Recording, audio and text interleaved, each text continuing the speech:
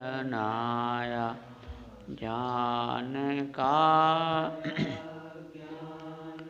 को जो हान करव बंदे मम मन मान का अज्ञान को जो हान करव बंदे मम मन मान का साहे। बोलिए सद्गुरु देव की जय।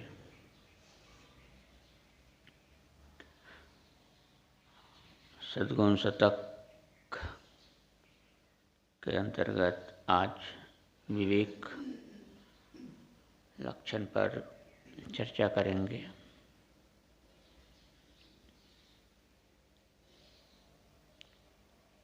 अविवेक फंसावे जगत में, तरह तरह की फांस, अबंध आप बंधन करे सह अनंतों त्रास। बड़ी साखी सरल और मार्मिक साखी है। सद्गुरु कहते हैं कि जीव संसार में दुखी क्यों होता है, बंधता क्यों है, उसके मूल में क्या कारण है। क्योंकि बिना कारण के कोई कार्य दुनिया में होता नहीं है। ये दुखी है, परेशान है, चिंतित है, तनावग्रस्त है, टेंशन में है, तो कहीं न कहीं मूल में गड़बड़ है। अब मूल में गड़बड़ होने से पूरे जीवन में गड़बड़ी आ जाती है। जैसे कोई मकान बनाता है, नींव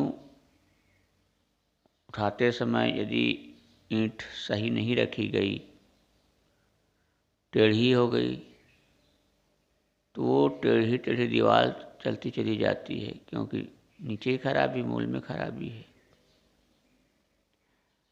ऐसे ही जीवन में आदमी दुखी है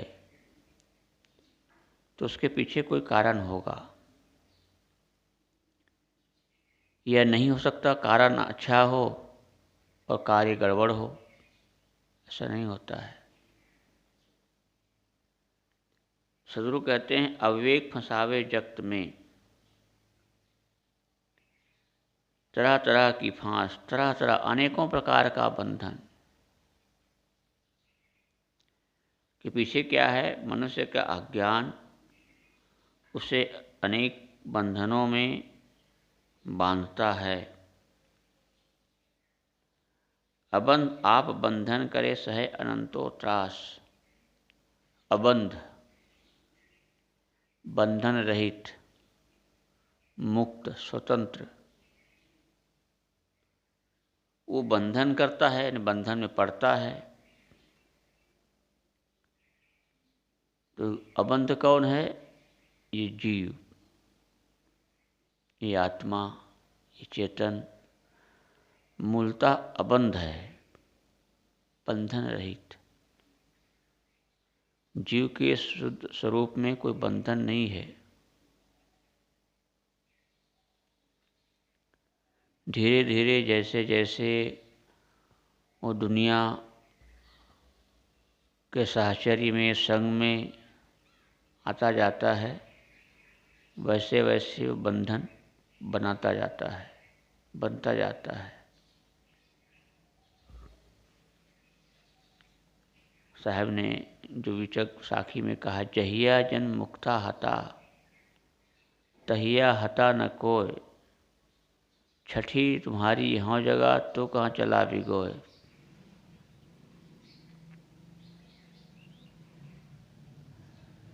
तो जहिया जन मुक्ता हता, जहिया जब जीव शरीर धारण किया,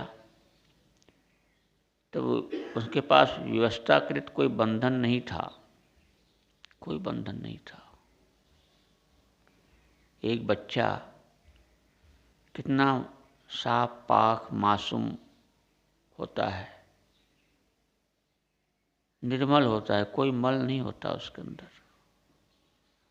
न राग है, न द्वेष है, न मोह है, न काम है, न क्रोध है, न लोभ है, कुछ नहीं,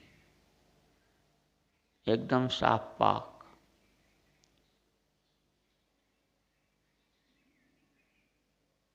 लेकिन धीरे धीरे जैसे जैसे बढ़ता है, उम्र बढ़ती है और लोगों को संपर्क में आता जाता है, तो संग दोष से अबंध जीव बंधमान हो जाता है। सदगुरु कहते हैं अविवेक फसावे जगत में, उसके पीछे कारण क्या? अविवेक। विवेक मतलब वह तत्व है, वह चीज़ है जो जसका तसा ही दिखाए, जो जैसा है उसको उसी रूप में दर्शाने वाला।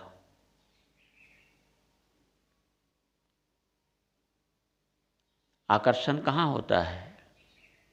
मूल में आकर्षण नहीं होता है। आकर्षण जब भी होता है तो मेकअप में होता है, मूल में आकर्षण नहीं होता। जैसे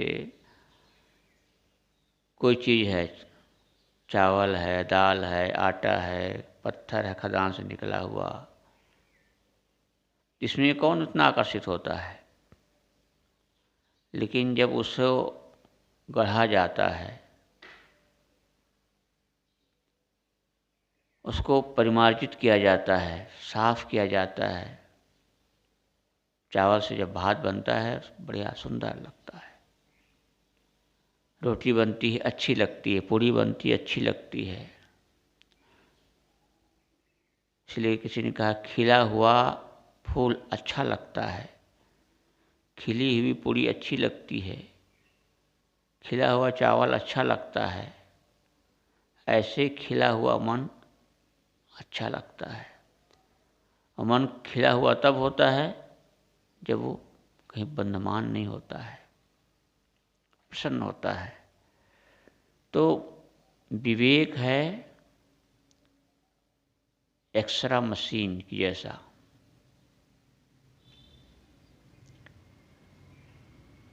और अविवेक है कैमरा। कैमरा से जब फोटो खींचा जाए तो ऊपर का फोटो लेता है, और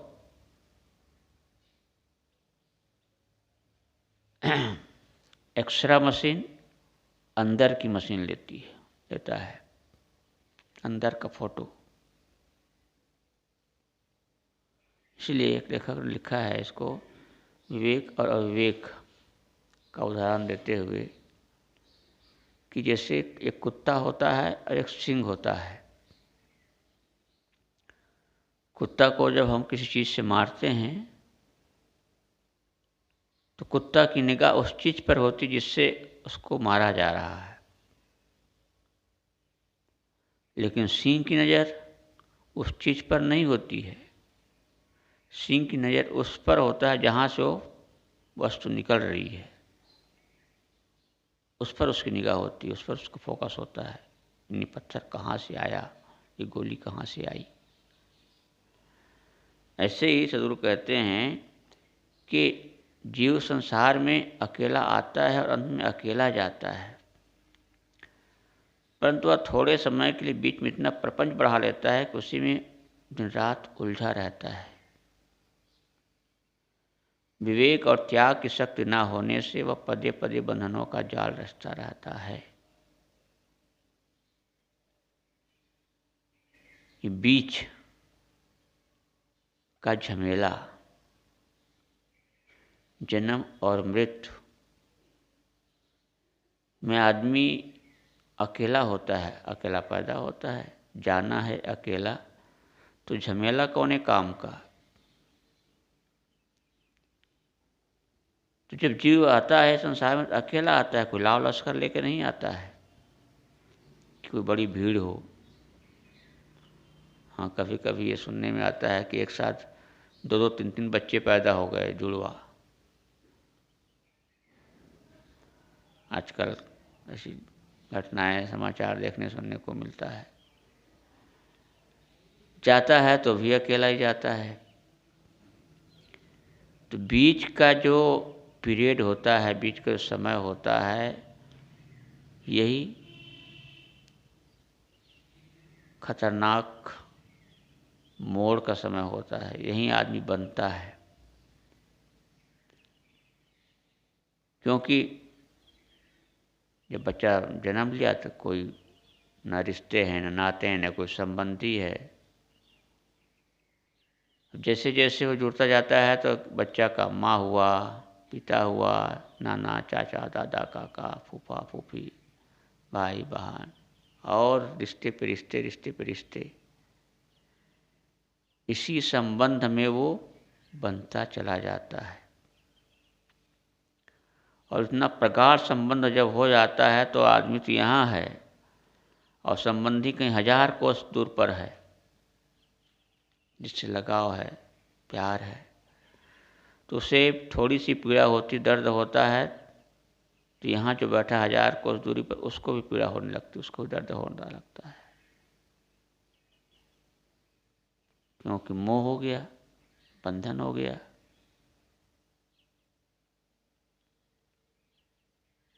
आदमी आजकल हत्याएं क्यों करता है?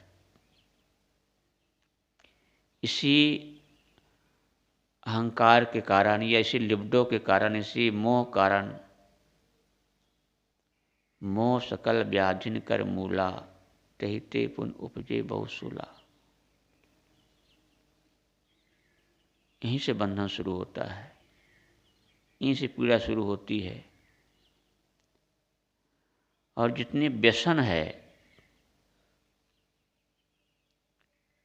उन सबके मूल में भी अविवेक है।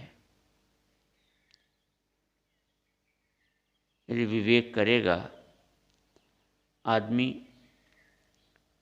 तो क्या कोई व्यसन वो ग्रहण कर पाएगा? क्यों, मैंने पहले कहा विवेक का मतलब जो जैसा है उसको वैसा दर्शाने वाला। तो विवेकवान आदमी कभी उन व्यसनों का हाथ भी नहीं लगाएगा, क्योंकि उसका परिणाम उसको दिखाई देता है। विवेकी आदमी परिणाम को देखता है, इसका परिणाम क्या होगा, इसका असर क्या होगा। शराब पीने वाला, गांजा, भांग, बीड़ी, सिगरेट पीने वाला, व्यभिचार करने वाला, कोई विवेकी ऐसा काम थोड़े करेगा। तो अविवेक की वजह से आदमी व्यभिचार में प्रवृत्त होता है।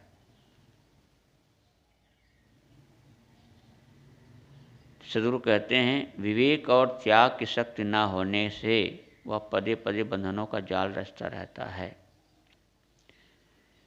ज्ञान होने के बाद वह विवेक करता है कि कौन सा व्यवहार हमारी स्थिति में साधक होगा और कौन सा बाधक होगा। यानी जब वो विवेक करता है, परीक्षण करता है, तो वो देखता है कौन सा व्यवहार हमारी साधना में, हमारी स्वरूप स्थिति में, हमारे जीवन में साधक होगा और कौन बाधक होगा। सदगुरु कहते हैं जीवन बहुत थोड़ा है, अतएव इतना सावधानी पूर्वक बरतना चाहिए जिससे कहीं मन राग और द्वेष में लिप्त ना हो। सबसे अनासक्त होकर अपने आप में शांत रहें।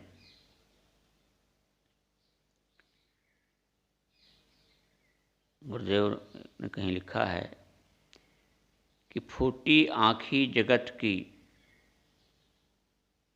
लहै न संत असंत, जाके संग 10-20 है ताको नाम महंत। अध्यात्म क्षेत्र में भी सदगुरु कहते हैं कि फूटी आँखें विवेक की लहै न संत असंत। विवेक की आँखें जब फूट जाती है तब लोगों को संत असंत दिखाई नहीं देता है। जाके संग 10-20 है ताको नाम महंत। जिसके साथ लाव लश्कर चलता है, बड़ी भीड़ चलती है, जुलूस निकलता है, उसे लोग बड़ा मानते हैं, श्रेष्ठ मानते हैं। लेकिन कोई ज़रूरी नहीं है कि जिसके साथ भीड़ हो वो बड़ा आदमी हो, बड़ा विवेकी हो, ऐसा नहीं है। इसलिए साहब ने भी कहा, जब लग नहीं विवेक मन तब लग लगे न तीर। भव सागर नामी तरे सदगुरु कहें कबीर। सदगुरु कबीर कहते हैं, जब लग नहीं विवेक मन, जब तक मन में विवेक नहीं है, परख नहीं है, बोध नहीं है, समझ नहीं है, तब लग लगे न तीर। तीर यानी भवसागर से पार, बंधनों से मुक्त नहीं हो सकता। तो यहाँ सदगुरु कहते हैं कि जब परख करने लगता है, विवेक करने लगता है, तब उसे लगता है कौन सा व्यवहार हमारी पृथ्वी में साधक होगा और कौन बाधक।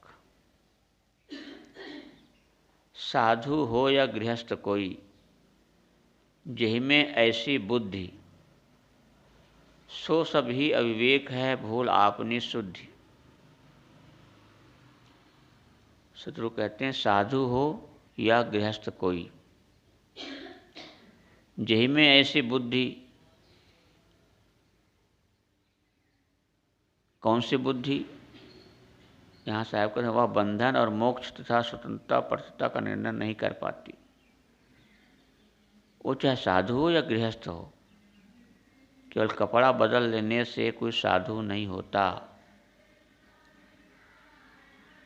कपड़ा तो कोई बदल लेता है, एक से एक बढ़िया से बढ़िया एक्टिंग भी कर लेता है। तो साधु हो या गृहस्थ कोई मान नहीं रखता। यानी उसका मन कैसा है, मजा है कि नहीं मजा है, शुद्ध है कि नहीं है। यदि साधु होकर के भी कोई गिलवा शिकवा में लगा है, राग रंग में फंसा हुआ है, मोह माया में है, तो कपड़ा क्या करेगा। और कितने गृहस्थ ऐसे होते हैं, घर में रहते हैं, परिवार में रहते हैं, पत्नी बच्चे के बीच रहते हैं, लेकिन निर्मोह रहता है। व्यवहार तो सबको करना पड़ता है, बिना व्यवहार करे कौन बच पाएगा। लेकिन वो सब करते हुए भी कोई मोह नहीं। तो ये साधु और गृहस्थ, गुरुदेव जी कहा करते थे, कितने ऐसे साधु हैं कि रात दिन शरीर मठ के ही प्रबंध में लगे रहते हैं। उन्हें न साधना का कोई ख्याल है, न सत्संग का, न स्वाध्याय का, कुछ नहीं। एक मठ के महंत के बारे में गुरुदेव जी कहते थे, वो साधना सत्संग स्वाध्याय से तो उनका दूर से कोई संबंध नहीं था, बल्कि उससे नफरत रखते थे। तो वो कहते हैं, जिसे हम लोग सुबह वंदना करते, बंदाओं चरण सरोज जिनिया बीजक निर्मयो। तो कहते थे, बंदाओं चरण सरोज जिनिया कुदरा निर्मयो। जिनिया कुदरा यानी जिसने इस कुदाल का निर्माण किया है, कुदाल फावड़ा औजार, उसकी मैं वंदना करता हूँ। यानी रात दिन उस खेती बाड़ी में, धंधा में, बाहर प्रपंच में लगा रहता था। तो साधु हो या गृहस्थ, जो उस तरह का काम नहीं करे, साधना काम नहीं करेगा, वो सब दुखी ही रहेगा। साहेब का सो सब ही अविवेक है, भूल आपनी शुद्धि। मनुष्य को ऐसी जागरूकता बरतनी चाहिए कि उसके जीवन में उलझने ना आवे और वह शांतिपूर्वक जीवन व्यतीत करे। जागरूक व्यक्ति को ही सतगुरु कबीर ने अपना भाई कहा है, अपना बंधु कहा है, या अपना हितैषी कहा है कि फहम आगे फहम पाछे फहम दाहिने डेर, फहम पर जो फहम करे सो फहम है मेर। फहम आगे फहम पाछे, आगे सावधानी, पाछे सावधानी, दाएं सावधानी, बाएं सावधानी। यानी जो सावधानी पर सावधानी बरतता है वो सतगुरु कहते मेरा अनुगामी है, वही मेरा बंधु है। वो कहते हैं एक बार एक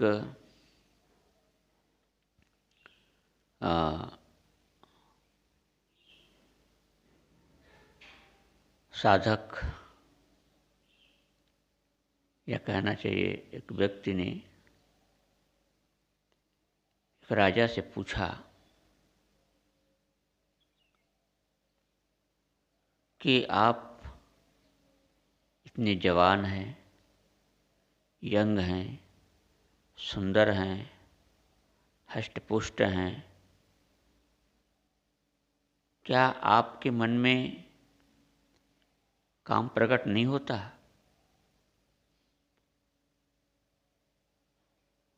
मोह पैदा नहीं होता? वासना पैदा नहीं होती? उस राजा ने उस युवक से कहा कि इसका उत्तर तुम्हें बाद में दूंगा, पहले तुम एक काम करो, तुम मेरे रनिवास में जाओ और एक दीपक लेके वहाँ जाना, दीपक जलता रहे, तेल से भरा हुआ दीपक, और ध्यान रखना कहीं न तो दीपक बुझने पाए और न तेल दीपक दिया से एक बूंद तेल गिरने पाए। यदि कहीं दीपक बुझा या कहीं एक बूंद तेल गिरा, तुम्हारा सर धड़ से अलग कर दिया जाएगा। पूरे मेरे रनिवास का चक्कर लगा के आना। और वो गया, दीपक जल रहा है, हाथ में दीपक लिया हुआ है और रनिवास में प्रवेश करता है, क्योंकि शर्त ये थी न दीपक बुझेगा और न तेल की एक बूंद गिरेगा।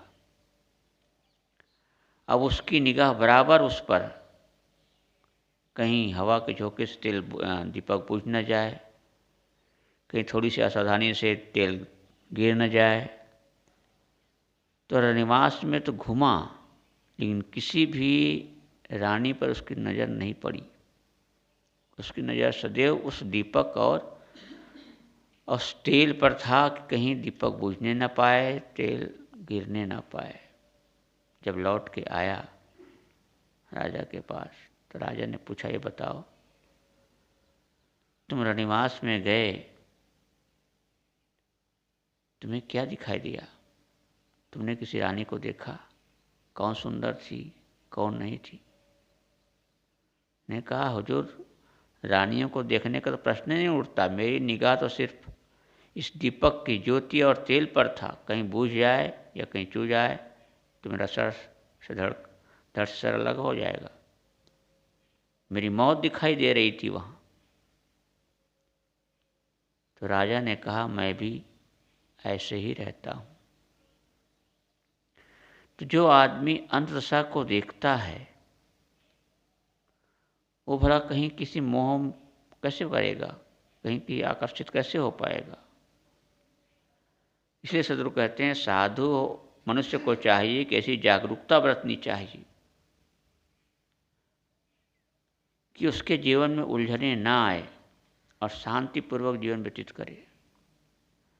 ऐसे व्यक्ति के लिए सदगुरु कबीर ने कहा है, संतो जागत नींद न कीजिए। ए संतो सदैव जागते रहो, नींद न को।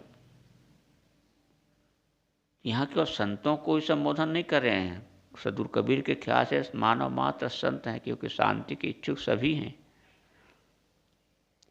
जो शांति के इच्छुक हैं सब संत हैं, क्योंकि सबके अंदर वो आत्मा, वो जीव, वो विराजमान है जो शांत स्वरूप है। तो साहब कहते हैं संतो जागत नींद न कीजिए, जागते रहो सदैव। तो जो अविवेकी होता है वह अपने जीवन में कांटे बिछा लेता है और विवेकवान संभल कर चलता है। वह कहीं आसक्त न होने से बड़े बड़े बंधनों को भी तृण सम तोड़ फेंकता है। जीवन समतल मैदान की तरह नहीं है कि जहाँ जाएं सब अनुकूलता ही अनुकूलता मिले। तो उतार चढ़ाव जीवन के अंग हैं, हिस्से हैं। इसीलिए कहा गया है आर्ट ऑफ लाइफ और पार्ट ऑफ लाइफ। इंग्लिश में ये वाक्य आता है आर्ट ऑफ लाइफ और पार्ट ऑफ लाइफ। आर्ट कला और पार्ट हिस्सा। तो जीवन में जो अनुकूलता आती है, प्रतिकूलता आती है, ये पार्ट हिस्सा है।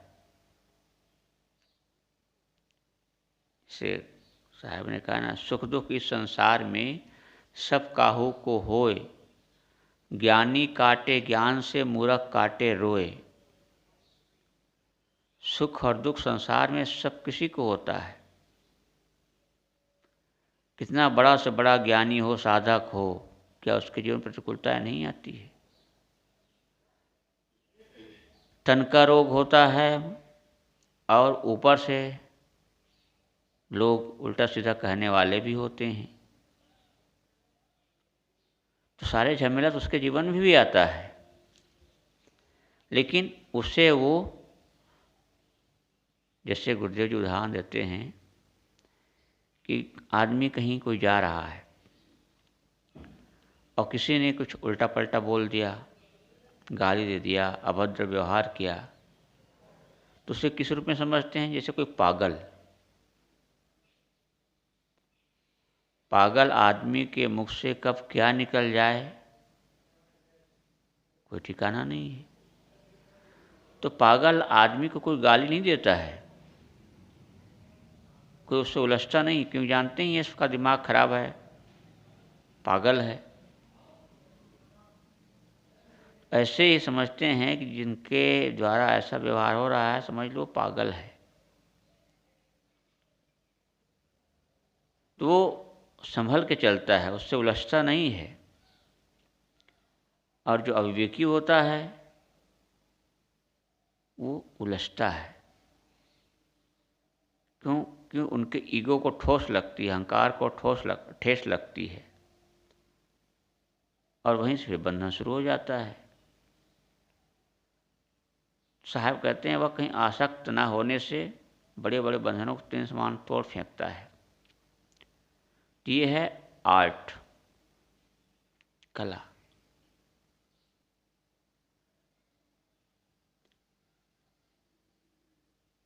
लेकिन साहब ने जगह लिखा है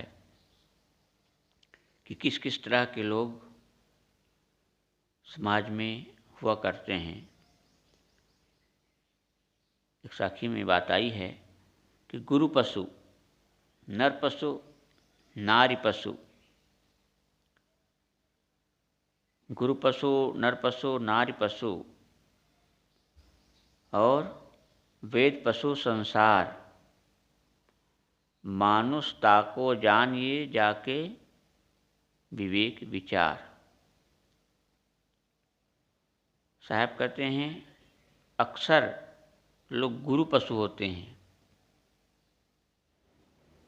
पशु जानवर, जिधर हाँक दो उधर जाने वाला।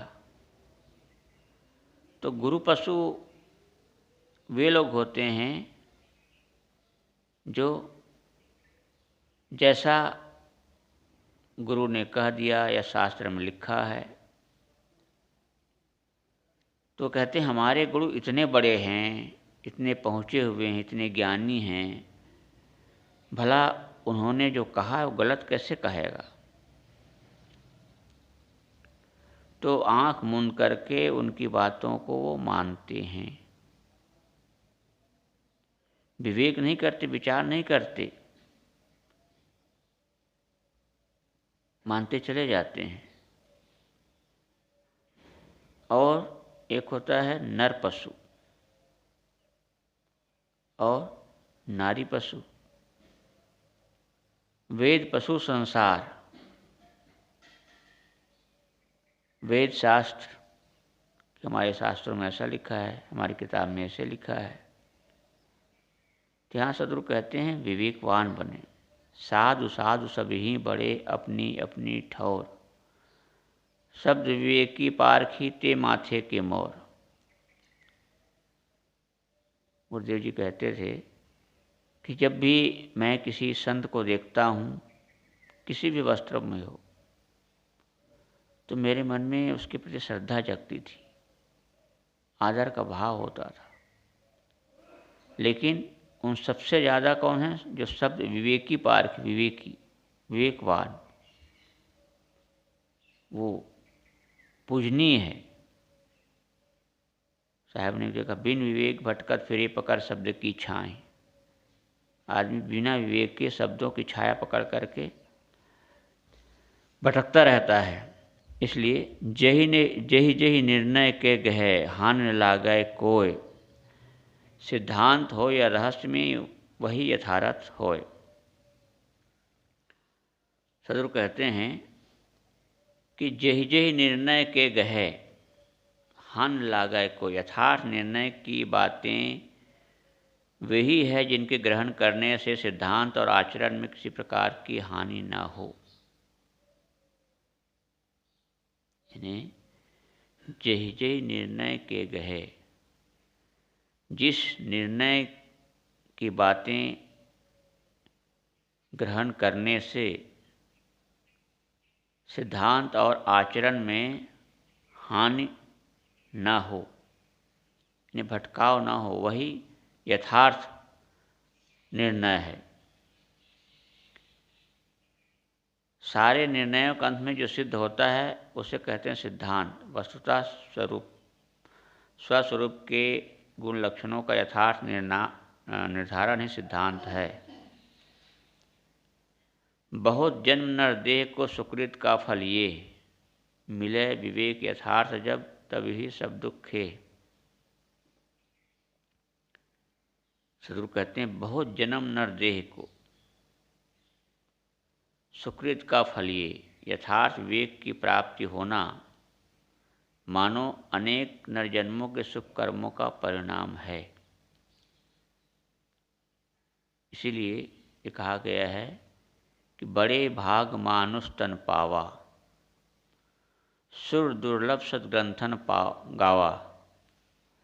मनुष्य का तन पाना समझ लो बहुत बड़े सौभाग्य का फल है।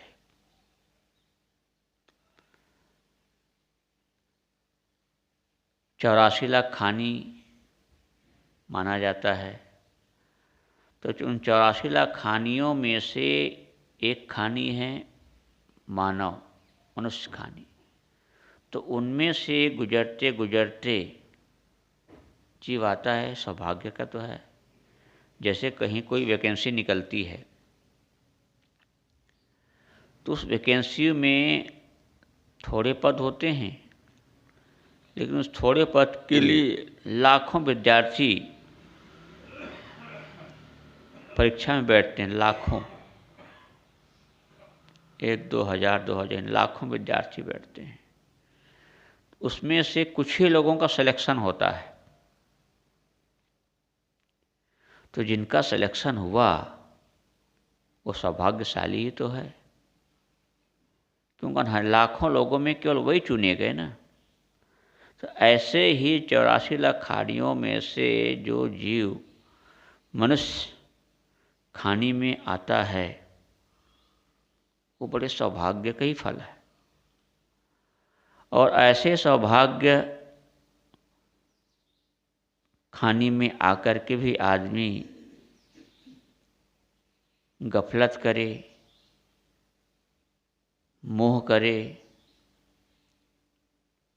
तो फिर उसी 84 लाख खाने में जाएगा, अब की चूके फिर पछताए। तो यहाँ साहब कहते हैं बहुत जन्म न देखो सुकृत का फल ही। ये सुकृत कर्म का ही फल है, पुण्य कर्म का ही फल है कि यह जीवन मिला हुआ है।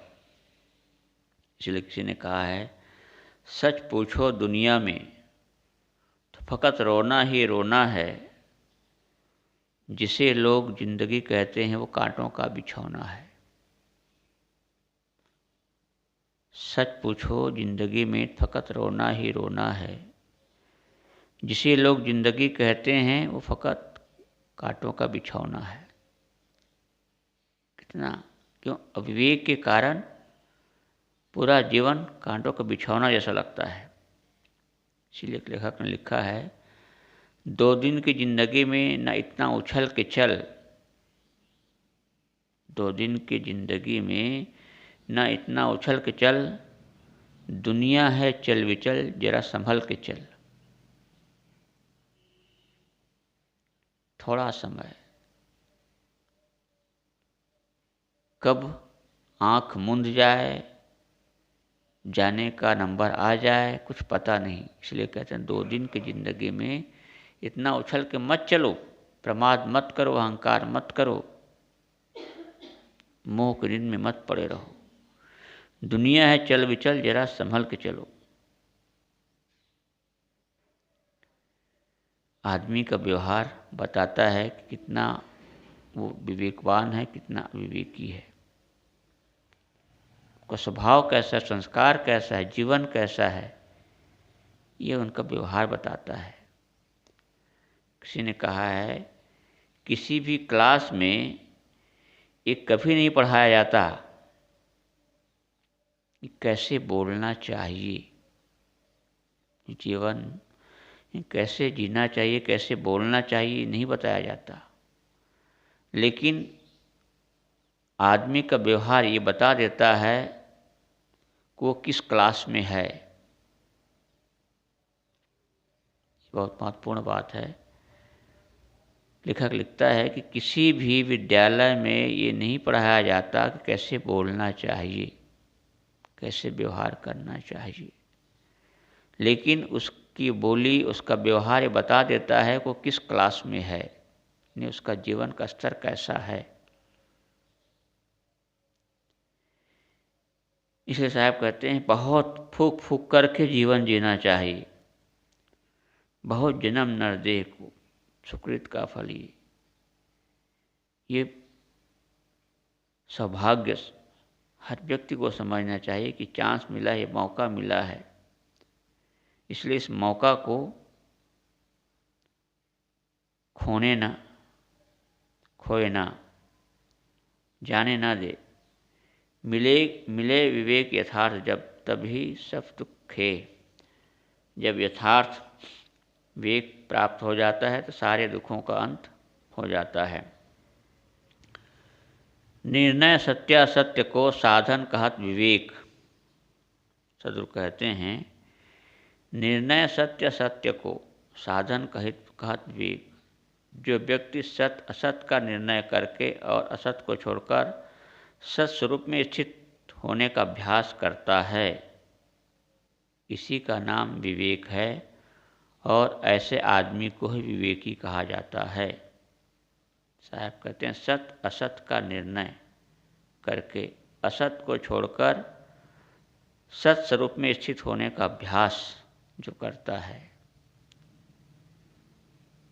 साहित्य के नाम पर, सद्ग्रंथ के नाम पर ऐसी ऐसी किताबें हैं, ऐसे ऐसे ग्रंथ हैं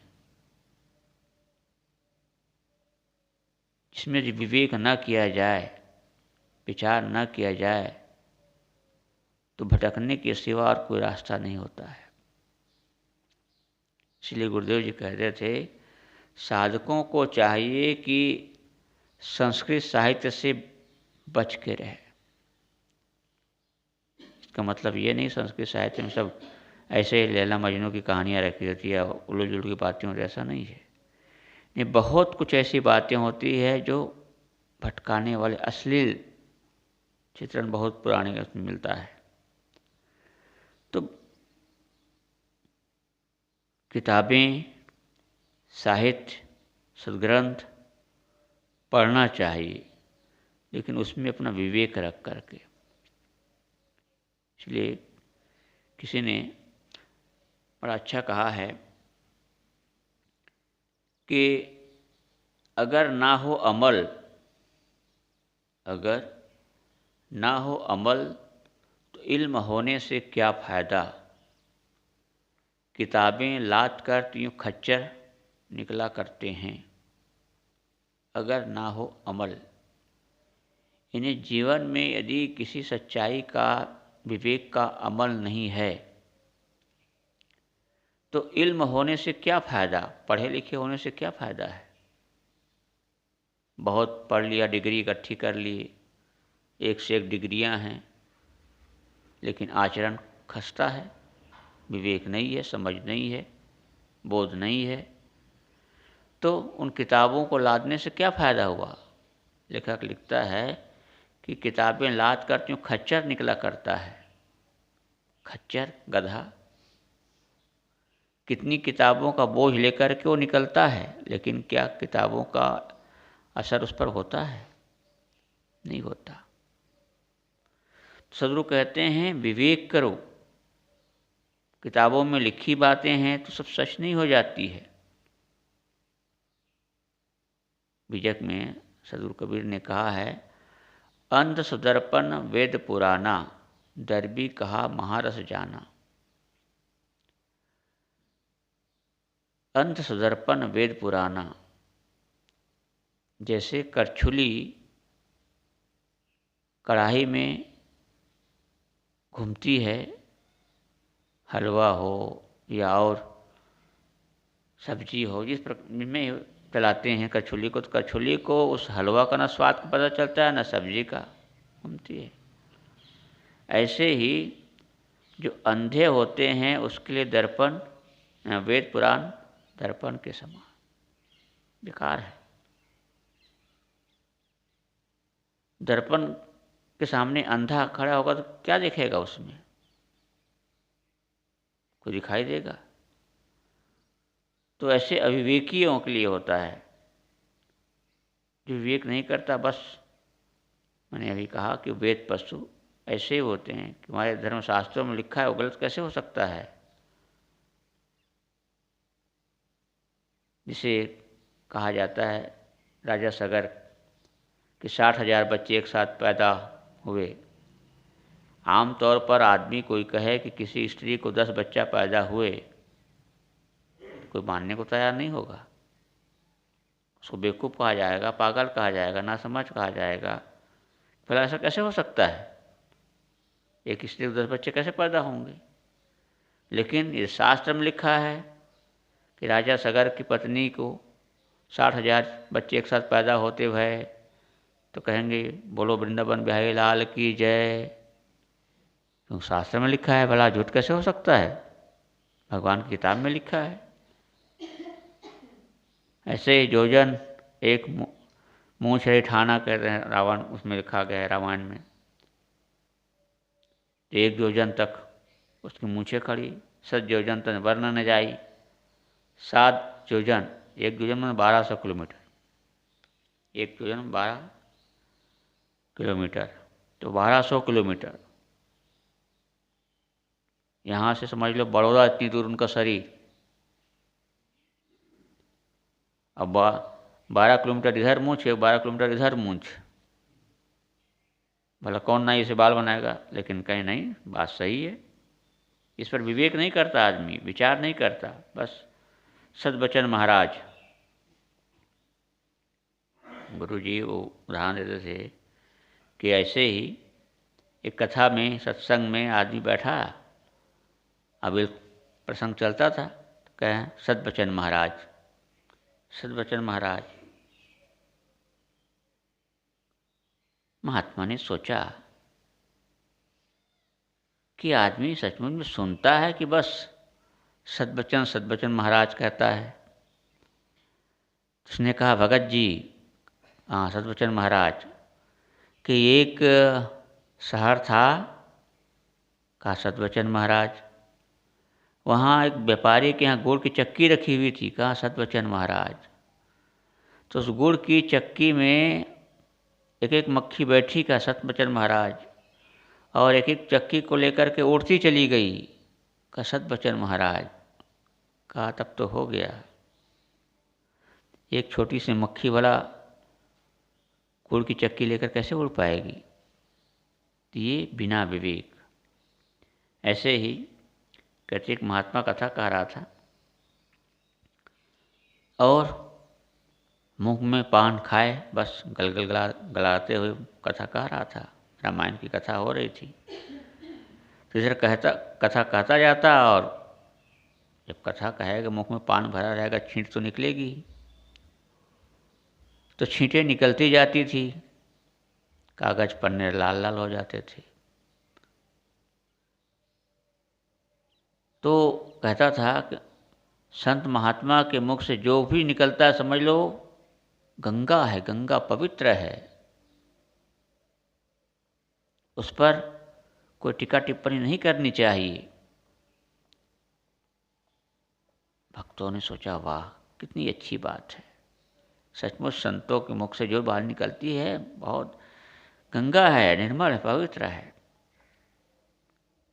वहीं एक सज्जन बैठा हुआ था, जब उसने कहा संत महात्माओं को मुख से जो निकलती समझ लो गंगा है, और सौभाग्य कहिए दुर्भाग्य कहिए, उनकी दादी का शरीर छूट गया था,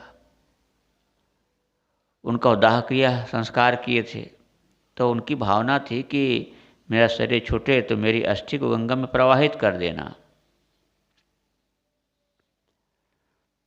तब वो जब कहे कि महात्मा को उसमें निकलता है अमृत है, गंगा है, इस गंगा पवित्र होती है, पवित्र पतित पावनी होती है, तारने वाली होती है। जब महात्मा ने कहा तो उसने सोचा कि अब दादी माँ की इच्छा थी कि मेरी अस्थि को गंगा में प्रवाह कर देना।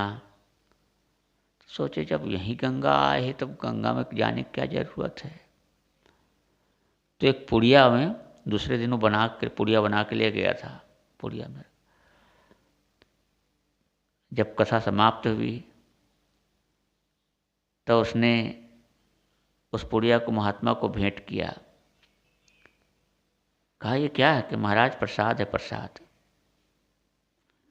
आप प्रसाद समझ के मुख में डाले तो राख। कहे तूने क्या ला दिया, क्या खिला दिया?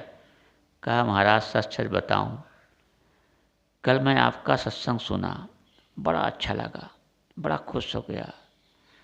मेरी दादी माँ का शरीर कुछ दिन पहले छूटा था, तो उसकी भावना थी कि मेरी अस्थि को गंगा में प्रवाहित कर देना। तो आपने कहा था संत महात्मा को जो निकलता था गंगा है, पवित्र है। तो मैं सोचा अब कहाँ गंगा में जाऊँ इतनी दूर, तो गंगा में डाल दिया। साहब कहती हैं निर्णय सत्यासत्य को साधन कहा विवेक, गहे ताय कल्याण को छूटे सब अविवेक। जो सत असत का निर्णय करके और असत को छोड़कर सत स्वरूप में स्थित होने का अभ्यास करता है वह विवेकी है। इसे ग्रहण करने सारे विवेक का अंत हो जाता है। विवेक एक दिव्य प्रकाश है। जैसे मैंने शुरू में कहा विवेक वह है जो जस का तस दिखाता है, साफ साफ, जिसमें स्व पर का स्पष्ट बोध होता है, तब दृष्टा चेतन अर्थात ये जड़ प्रकृति को छोड़कर स्वस्वरूप में स्थित हो जाता है। मनुष्य का यही परम पुरुषार्थ है कि वह प्रकृति से उपराम होकर अपने चेतन स्वरूप में स्थित हो। उत्तम मध्यम कनिष्ठ जो सभी हित को साध, निज निज श्रेणी से चले करते दुख को बाध।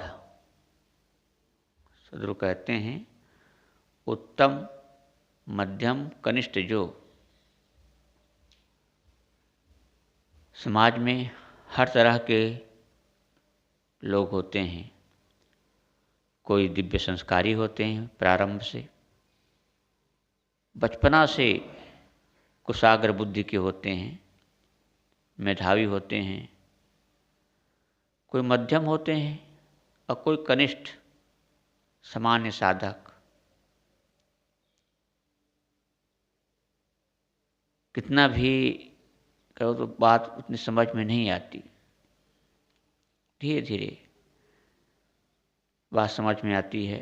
सदगुरु कहते हैं सबके लिए विवेक हित साधन है, अतएव सबको चाहिए कि विवेक धारण करके अपनी अपनी श्रेणी शक्ति के अनुसार अज्ञान जनित दुखों का नाश करते हुए आगे बढ़ें। कोई तीव्र संस्कारी है, जल्दी वो साधना में सफल हो रहा है, तो जो कनिष्ठ है उन्हें ये नहीं फीलिंग होनी चाहिए, अफसोस होना चाहिए, हताश होना चाहिए कि क्या करें, हमारी बुद्धि इतनी है, कमज़ोर है, हमसे नहीं हो सकता, हम नहीं कर पाएंगे, या साधना में हम इतना सफल नहीं हो पा रहे हैं। हताश नहीं। इसलिए गुरुदेव जी बराबर कहते थे कि कोई भी साधक चाहे कितना भी कमज़ोर क्यों ना हो, यदि वो धीरे धीरे ही सही, धीरे धीरे सही, पपीलका की तरह, चींटी की तरह यदि वो साधना मार्ग में आगे चलता है, बढ़ता जाता है, पीछे ना लौटे, तो वह भी एक दिन सफलता को प्राप्त कर सकता है, मंजिल को प्राप्त कर सकता है। और यदि कोई तीव्र साधक है लेकिन आगे चल करके वो खरगोश की तरह बैठ गया, समझ अब तो पूरा हो गया, तो वो एक दिन फिसल सकता है। तो यहाँ सदगुरु कहते हैं सतोगुणी उत्तम व्यक्ति विवेक साधना करके तत्काल जीवन मुक्ति का अधिकारी होता है, और जो रजोगुणी मध्यम व्यक्ति साधना में प्रवेश पाने का तथा तमोगुणी कनिष्ठ व्यक्ति भक्ति एवं शुभ कर्म का अधिकारी बनता है। फलता विवेक सबका पथ प्रकाश है, उसे चाहिए कि वह विवेक अनुसार धीरे धीरे आगे बढ़े। विवेक का मुख्य स्वरूप है, सदगुरु कहते हैं विवेक का मुख्य स्वरूप यह है कि जड़ प्रकृति और जड़ तत्वों से अपने चेतन स्वरूप को सर्वथा पृथक समझकर जड़ाध्यास को धीरे धीरे छोड़ता चला जाए। साधक का तो काज या बचे न तन के, उसमें कहा गया है साधक का तो मुख्य काम ही यह है, भजे न तन के कोट, कि धीरे धीरे धीरे वो अपने अध्यास को काटता जाए। बीजू धंधा नथी एक भक्त थे, नाथाजी, गुजरात के, बड़े अच्छे निर्मल, वो यही कहते थे साधक का तो यही काम है, बीजू धंधा नथी, यानी दूसरा कोई काम ही नहीं है। और क्या काम है? घर प्रपंच में जितना काम लगा गृहस्थी में, ये चिंता वो चिंता, साधक के तो ऐसा कुछ भी नहीं है। इसलिए भरथरी जी के उसमें वाणी में आया है कि स्वच्छंद कैसा है? सत्संगत स्वच्छंदता, बिना कृपणता भक्ष, ना जानो कि तब की यह फल होत प्रत्यक्ष। सत्संगत स्वच्छंदता यानी जो साधक साधना मार्ग में आता है उसके लिए ये कहते हैं सत्संगत स्वच्छंदता, बिना कृपणता भक्ष। सत्संग मिला हुआ है और हर चीज़ की स्वतंत्रता है, खाने पीने यानी भौतिक जो जीवनोपयोगी चीज़ों की आवश्यकता है उसके लिए भी कोई परेशानी नहीं है। बिना कृपणता पक्ष, बिना मेहनत के सहज भोजन पानी मिल जाता है। ना जानो कि तब कि यह फल होत प्रत्यक्ष। वो कहते पता नहीं मेरे किस जन्मों का ये फल था कि जो मुझे मिल रहा है। अब इतना सब होते हुए भी हम ना करें साधना काम, अपने अध्यास को मिटाने का काम, तो फिर कैसे बनेगा? क्योंकि वक्त का कोई भरोसा नहीं है, कब क्या हो जाए। किसी लेखक ने लिखा है, वक्त क्या क्या रंग लाएगी यह हम नहीं जानते, वरना जिस रात को या जिस समय राम को वनवास होना था, राजगद्दी मिलनी थी, उसमें उसको वनवास ना होता। कुछ देर पहले सुनाया गया था राम का राज तिलक होने वाला है, बड़ी तैयारी, बड़ी गहमागहमी चल रही थी, लेकिन कुछ देर बाद वनवास का समाचार आ गया। ये वक्त, इसलिए सदगुरु कहते हैं कि प्रमाद न करो, अहंकार न करो, दुनिया के चाकचिक्य में, संबंधों में मत भूलो, क्योंकि सांसें छूट जाने से तो आदमी केवल एक बार मरता है। सांस छूट जाने से आदमी एक बार मरता है, लेकिन सद्गुरुजनों का साथ छूट जाने से आदमी बार बार मरता है।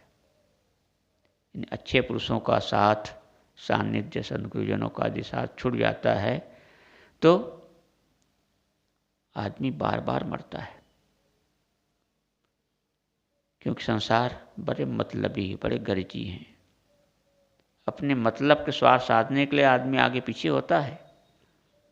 इसलिए कहते हैं, एक बुजुर्ग से किसी ने पूछा कि बाबा, सच्ची इज्जत दुनिया में किसकी होती है? तो बाबा ने कुछ सोचकर कहा, बेटा, सच्ची इज्जत आजकल दुनिया में ज़रूरत की होती है। सच्ची इज्जत आजकल दुनिया में ज़रूरत की होती है। ज़रूरत है आपकी अगला आदमी को, तो अगला आदमी आपकी इज्जत करेगा, सम्मान करेगा, आदर करेगा, पूजा आरती भी उतारेगा, चरणोदक लेने को भी तैयार हो जाएगा, क्योंकि आपको आपकी ज़रूरत है उसे। जिस दिन आपकी ज़रूरत उसे नहीं है, ख़त्म हो गई, तो दिन आपसे बोलना भी पसंद नहीं करेगा। इसलिए साहब कहते हैं कि इज्जत ज़रूरत के हिसाब से आदमी की इज्जत होती है।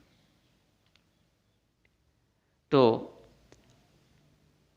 हर साधक, चाहे वो गृहस्थ हो, विरक्त हो, उन्हें चाहिए कि समय जीवन का बहुत थोड़ा है। इस थोड़े समय में हमें अपने ये जो सौभाग्य से ये जीवन मिला हुआ है, उसको साधना पथ पे लगाते हुए शांति को प्राप्त करें। बस आज का संदर्भ यही पूरा हुआ। बोले सद्गुरु देव की जय। गुरुदेव।